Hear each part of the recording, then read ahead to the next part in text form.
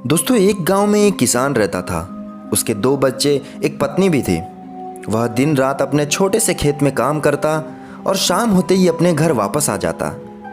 कुछ महीनों बाद जब फसल काटने का समय आया तो अगले दिन किसान खेतों की तरफ बढ़ा तो उसने देखा कि उसकी फसल खराब हो चुकी थी।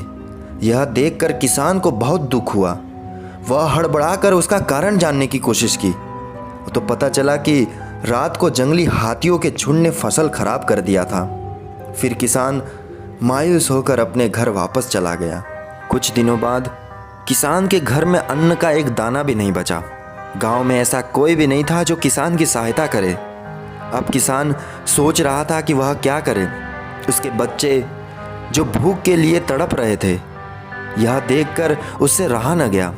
जब कोई उपाय नहीं सूझा तो वह एक रात जमींदार के बाड़ में जाकर उसकी एक गाय चुरा लाया।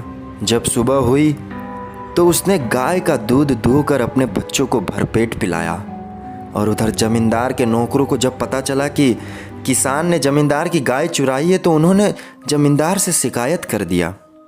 जमींदार ने पंचायत में शिकायत कर दी। जब सरपंच ने किसान से पूछा, यह गाय तुम कहाँ से लाए?